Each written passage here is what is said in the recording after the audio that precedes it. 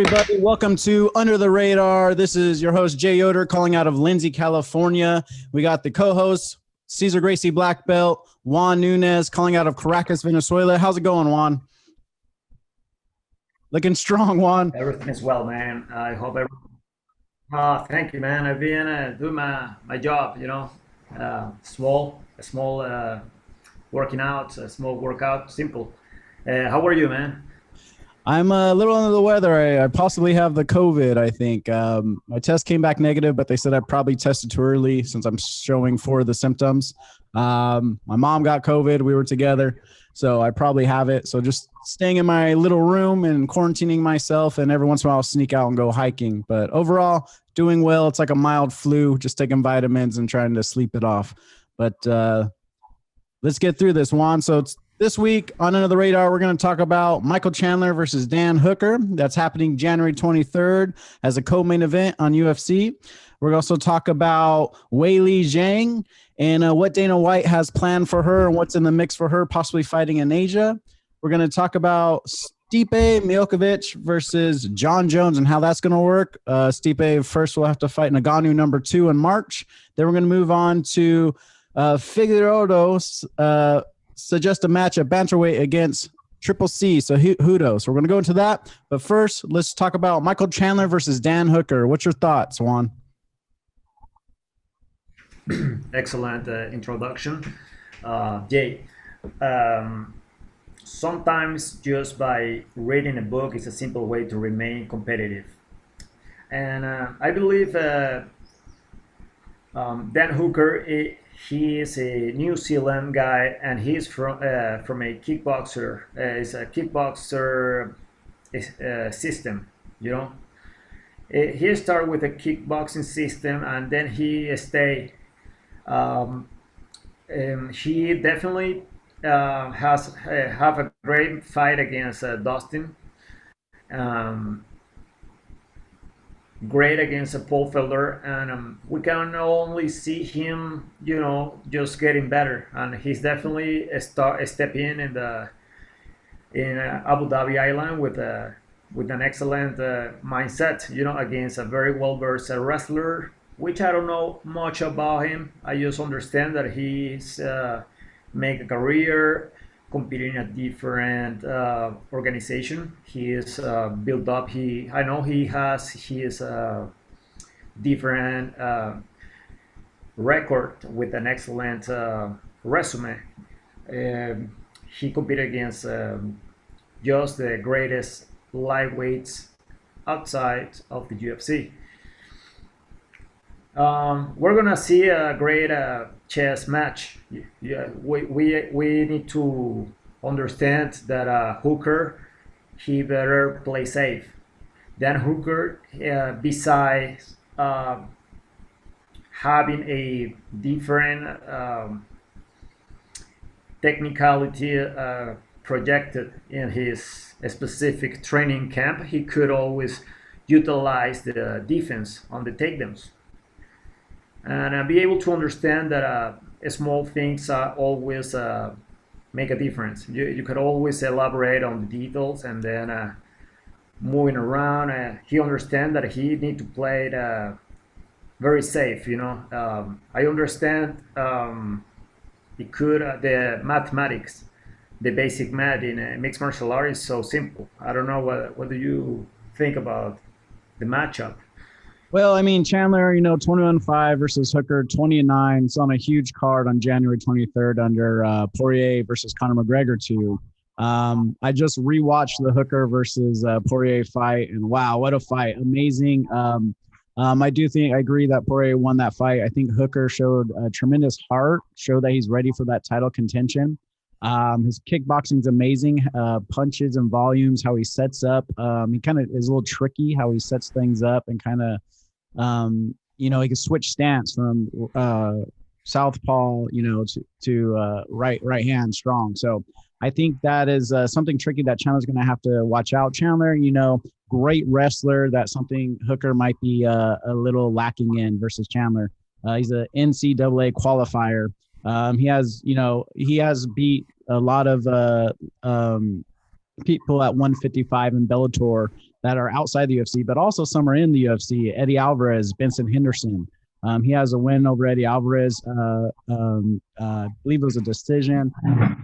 He also has I believe 2 fights wins over Ben Henderson, one a 5th round split decision, and then the second fight when he fought Benson Henderson was a round 1 KO. He's very explosive. I do think he's acceptable to body kicks, which we know Hooker's gonna throw knees and a lot of kicks. So especially against a southpaw, when he fought Benson Henderson, Benson connected a lot with these left kicks to the body.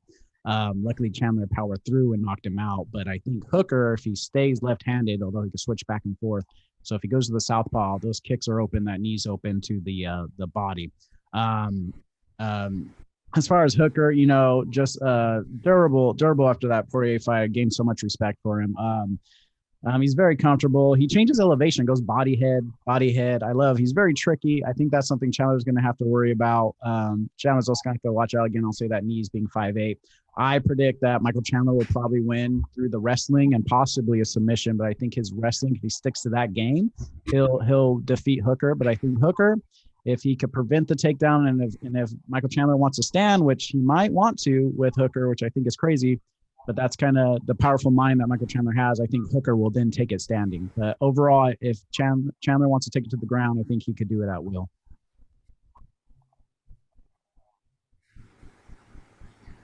Well, we'll see. We'll see what happens then. You have any predictions, Juan? Yeah. To be quite honest, I don't even know what Michael Chandler brings to the table. You see, even though I have a strong connection with the lightweight division in the mixed martial art field and the professional level, I don't understand those different circuits besides those different franchise. Bellator, ONE FC, personally, the roster, you called me off guard, and that's what I'm saying. I would rather stay out of in this specific matchup. I would rather stay away. However, you could always bring it on, bring the question again, and then we see with a different matchup. Well, and I think it's Michael Chandler's first fight in UFC. We know he was kind of hanging behind the scenes for what fight was it? Was it the Khabib fight, right? He was kind of, just in case something went wrong, he was there. But this will be his first UFC fight. UFC doesn't even have him on the website yet. Doesn't have him going. So he's on the website as far as events, but as far as personal fighter records and stuff, they don't have him up yet. So I think he's going to be, like to you, a bit of a mystery to a lot of the UFC fans. I think some fans at jump organizations like myself probably have heard the Chandler name over the years. I wonder, Hooker's got a lot of steam in him. I know he's got a hefty kickboxing career, but he seems like this up-and-comer guy. And I wonder if Michael Chandler, although probably excited to be in UFC, is probably, I think he's about 34, mid-30s. I wonder if it's a little too late to come over to UFC. That we saw how Eddie Alvarez did great for a while, but started to dip. But I do think Michael Chandler is under the radar, if you will, that he's going to surprise a lot of people. But that being said, Juan, let's move over to the Chinese phenomenon, Weili Zhang, and what Dana White has planned for her. What's information you've heard? Weili Zhang. The Chinese lady, strawweight, the female category, she only came to bring problems to the division. Sometimes you could see how effective is the personal growth that the strawweight division at the UFC is coming along. One of the reasons of my belief it is because you could see how strong this Chinese lady become by excelling and executing flawlessly how well she performs against Joanna, the lady that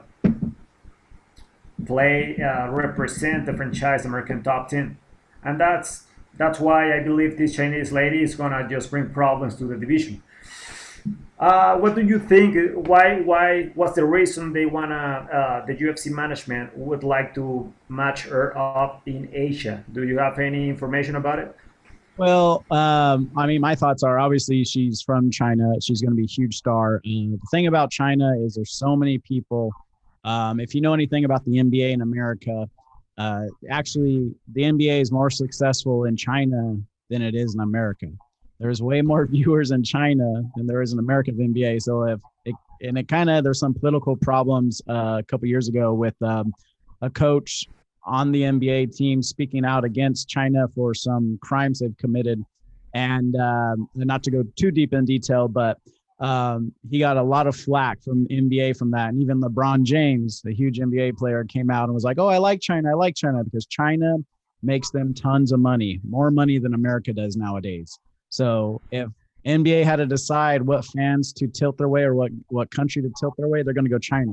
So I think Dana White's a smart businessman, and he knows this is the same with fighting. If he could build up Weili Zhang, which he says he has a plan for her to build her up as a superstar like he does so many people. If he can make a superstar in China, we see how Khabib did in Russia, in Dagestan. If he could do this with Weili Zhang in China, I mean, the money's, who knows what kind of events. They could maybe compete against Canada, you know. So I think it's going to be huge. I hope they set the fight up with her and Rose. I mean, they both beat Georgiana Jacek. Rose is in a weird vibe. There's information that she doesn't want the title. You know, she's kind of I don't know if she's a Buddhist or she seems like a Buddhist girl that kind of sticks to herself, but she doesn't like the attention or the responsibilities that the title brings on. It's kind of crazy. A UFC fighter doesn't want the title, but those are the rumors that she turned down the fight. But it's the fight to make, and I wonder if she'll come around. But it seems like Dana White's going to do everything he can to make that fight happen in China. Beautiful, man. Yeah, I like it. I like it. Well, and if Rose doesn't want to fight, Dana White's talking about Carla Esparza's right there. But I mean, let's be honest, everyone wants to see the Rose Weili Zhang fight because they both beat Joanna Jędrzejczyk, and that's huge. No one else has really done that. So I think that's the fight to make. And I hope Rose steps up, and I think she will. I do. I think she will. I think it'll be so much money and such a big event and a huge challenge for her. And I'm a huge Rose fan. So we'll see where it goes. But I think the MMA market in China is going to explode here in the next 5 years if it hasn't already. And I think that if Weili Zhang can continue to win, that she'll be a superstar on the levels of Conor McGregor, if not greater. We'll see how. I don't know how her personality is in China, but if it's like a Conor McGregor personality, but I know the China backing is the population just can't be competed with anywhere else. They need to treat her well. That's all I'm saying.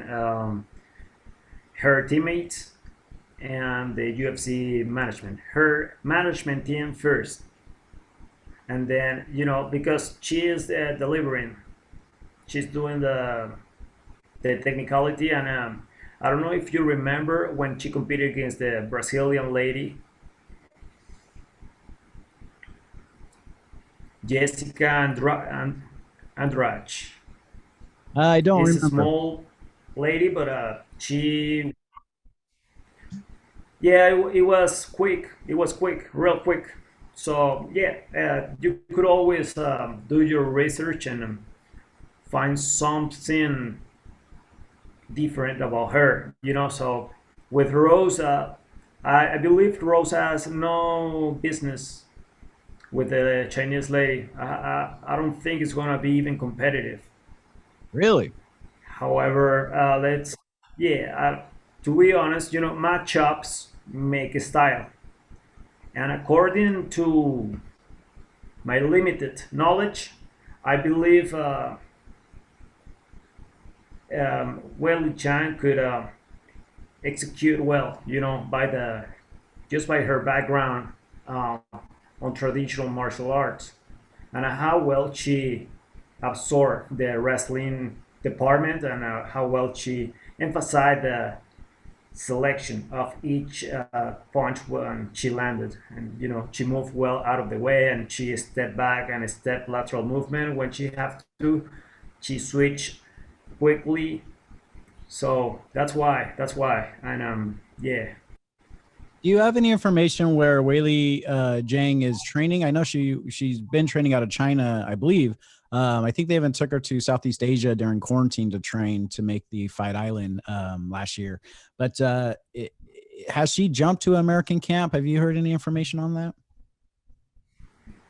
Man, that is an excellent question. And I remember every time I see her step in a competition field in the UFC, she always come around only with Chinese people, people with her nationality, and she was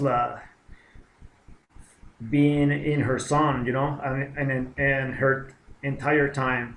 And I believe she just do the business side with somewhere else.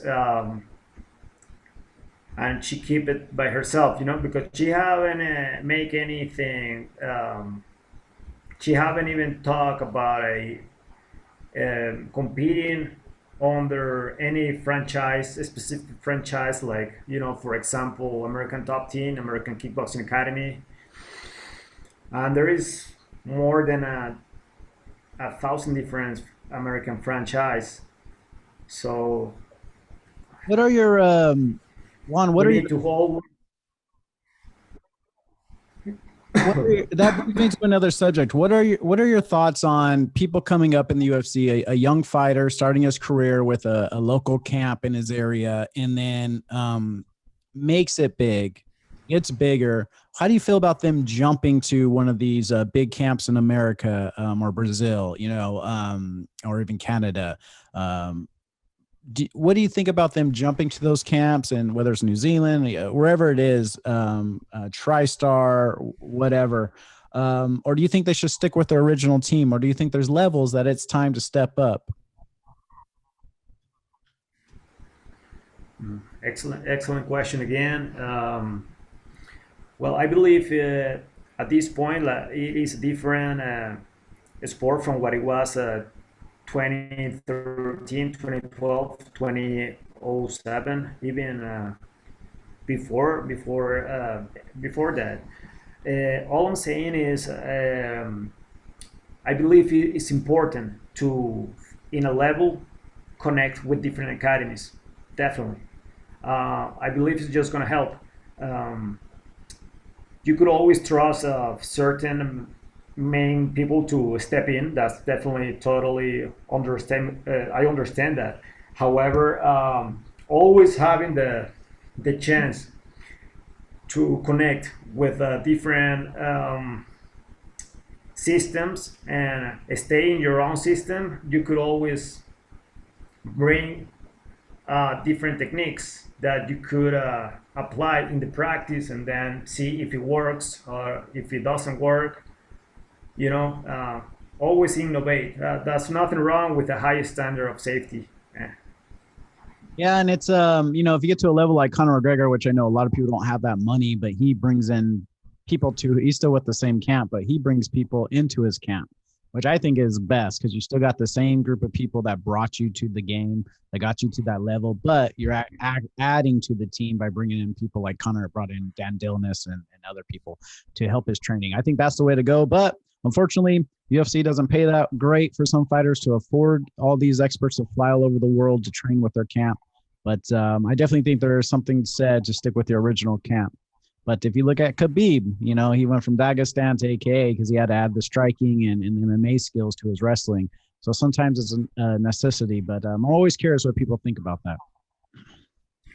Well, now that you bring Nurmagomedov up, trust me that in his different specific situations, you can see that he was already an athlete. He was already a great mixed martial artist before he started doing business with American Kickboxing Academy. However, he made the move thinking wisely, moving an amazing Dagestan wrestling, and he said, well, doing politics inside the United States with a different system, having a title, kickboxing, having a title, then having an excellent wrestling system, so different, always business on the side with American Kickboxing Academy.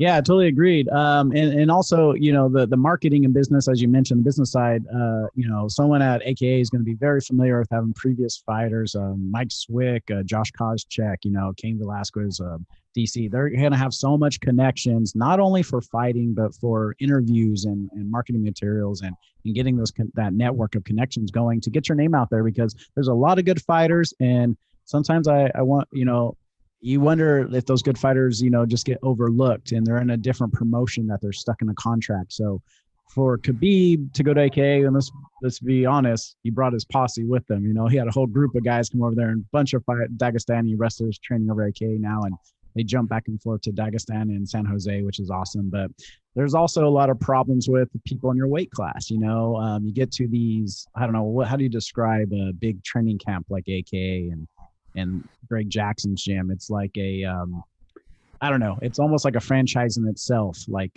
so when you get someone like Jon Jones who comes up with Rashad Evans and they're in the same weight class, there could be problems. And we know how that went with Rashad leaving to Florida. But I think it is weird when you're at a camp like that and you're not raised up in that camp, even though Rashad Evans was, and you see these stars that come to train there. You have to know, if they come in your weight and they're better than you, or they're starting to catch up to you or surpass you, that the camp might just filter into them as they did you in the past. And I think that's a hard pill to swallow. It is what it is, man. So sometimes it's important to stay in, you know, always in halfway. Yeah. Okay, well, that being said, Juan, let's move on to move of the week. Let me pull it up here. You know, start here with the jab, then shooting with an American football tackle, then utilizing the cage, and finish the takedown against a middleweight. So, thinking about utilizing technique is more important than doing like a brutal strengths. You know, it's important to utilize the strengths that we have, even with the 3 different points in the bottom of our feet. You know, it's the main thing. Utilize and understand and feel those 3 while you are utilizing the shoulders, triceps are working, stepping in right before executing the motion and making sure both feet are planted and you feel those 3 points on the bottom of your feet. Great, Juan. And also, like, you broke down the move pretty well. What would you suggest that the opponent should do to defend the takedown? We see he doesn't really sprawl much, but what's some advice you would give to avoid a takedown that he could do right there? Well, I will say I can tell you that one of the reasons is because it's already a lot of work to set up a takedown, to set up you know, a tackle. It's so difficult, and however, you could always elaborate on details. Meaning, like, probably if I throw a jab before a start, could be perfect. Measuring, making sure, like, you know the distance well. For example, we're in the half, and then I understand if I place my shoulder on his abdominal area and with my head outside, I could place my knees safe on the mat, and then close distance, and then completing the technique. Be safe, guys. If you guys are gonna start playing this specific drill, do it safe and have fun doing it. All right, that was move of the week with Cesar Gracie Black Belt Juan Nunez, and let's move on. Okay, that was move of the week with Cesar Gracie Black Belt Juan Nunez. Now let's move on to big news about Jon Jones moving up to heavyweight. What's your thoughts, Juan? It is a different challenge. Um, Heavyweight roster is difficult. I mean, the champion is top of the line striker, heavy hands, heavy hitter. The number one contender, same intense, very precise with the striking. However, you could always understand that Jones brings an argument in the division, and definitely is bringing problems.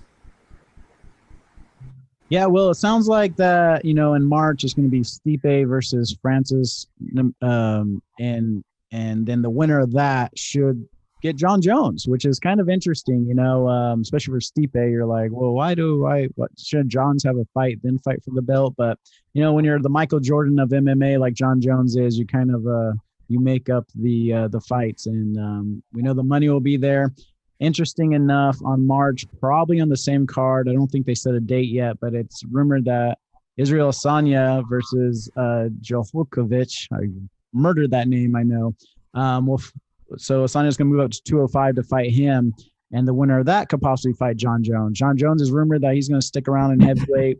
I think, let's say Stipe beats Francis or vice versa, and then Jon Jones fights them, and then Adesanya wins on that March card against Johokovic, murdered it again. That then it could be a huge fight, super fight versus Jon Jones and Israel Adesanya at 205. Jon Jones is saying he doesn't want to go down again. He'll stick at heavyweight, but we know how Jon Jones likes to play games to set things up. What's your thoughts on that? Well, you and I understand that Jones' ability to handle business,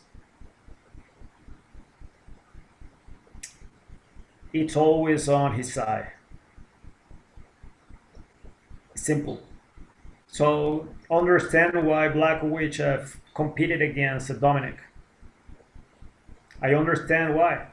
Blachowicz stopped by and trying to play like he is the main guy in the division, saying like, "No, I just wanna wait. I just wanna wait." Right after he beat Corey Anderson, and then I understand why Jon Jones pumped the brakes, and understand that he could always choose a better deal.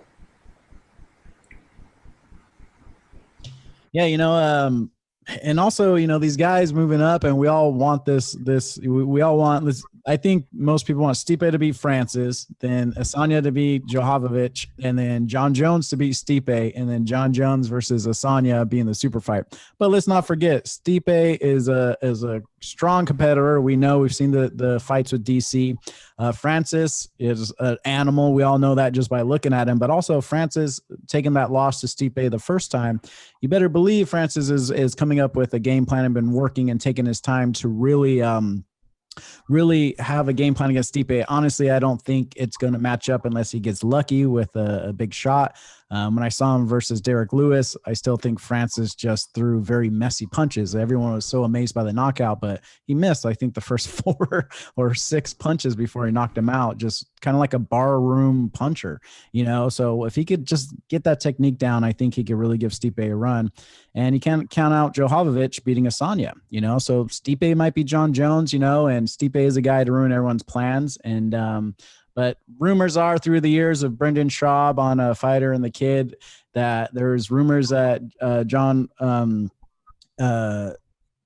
Albuquerque gym, sorry, I'm blinking here, is they have a lot of heavyweights come in there over the years, and that Jon Jones has done very, very well against them. You never know. Sometimes a lighter guy does better against a heavier guy. So I don't know. We'll see. I think I think Jon Jones has been preparing for the heavyweight division for many, many, many years now, and we're finally going to see it, and I'm excited for that.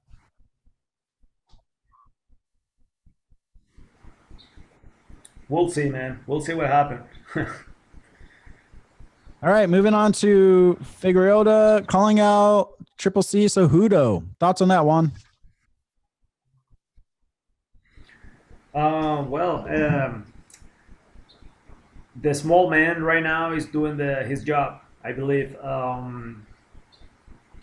he wants the real better deal.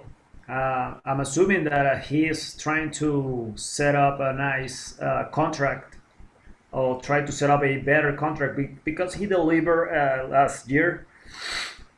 However, you and I understand that Henry just walk away from the sport. So Figueredo needs to understand that he better try to set something up. So I appreciate he tried to do something about it, trying to get under his emotions. And Henry, I understand he's a wise guy and he amazing wrestling, definitely. However, he already made his choice. Yeah, and that, they always say a fighter says they retire, no one really takes it seriously because so many retired fighters come back and they always want one more fight or one more go at it. Seen Mike Tyson recently fight. It could be 50 years old when you come back. But I wonder, Juan, what's your thoughts on fighters calling out retired fighters? Trying to build a name or trying to get more money. Is that a fucked up, or excuse my French, is that a messed up move, or is that just part of the game? Because it seems like you want to retire, then everyone starts calling you out, and it's almost like then the press gets involved, and Dana White gets involved, and money gets thrown around. It's almost pressure to bring you back, and if you don't, then everyone's just very disappointed, and it puts you in a negative light. What are your thoughts on that one? Oh wow! It is the move of the moment. Nothing else matters. Think about it. Figueredo, he did an amazing performance. Arguably, he lost. Then Brandon Moreno, he, in my personal point of view, I believe he competed better technically. If you think about sportsmen, if you talk about who was the fighter, you can see the Brazilian dude, identify him, as a clever fighter. He brought nasty combinations, even though he was on guard the entire time. Then you see Brandon Moreno executing amazing performance on the sports department, just doing the inside trip and executing specific throws. And yeah, I believe it was a combination between wrestling and judo, Yeah, coming along. a lot of people are saying Figueredo is calling out Cejudo so he could, not have to rematch Moreno since it was such a tough fight for him. I disagree. I think it's probably more money, more big fight, like Connor did when he was coming up. Take the fast track up to get as much money as you can before you retire. But we'll see. Anything else this week, Juan, on MMA news? I was looking forward to point it out. There is always something to work on. Like I will say, whoever is listening, I extremely recommend it to do exercise with the bicycle. Like do like a little uphill ride, perhaps 45 minutes, doing a small outdoors exercise, and then execute like a small recovery active. That's all, man. Thank you. All right. This is Jay Yoder calling out of Lindsay, California. This is Cesar Gracie Black Belt Juan Nunez calling out of Caracas, Venezuela. And this is until next week. This is Under the Radar. Out.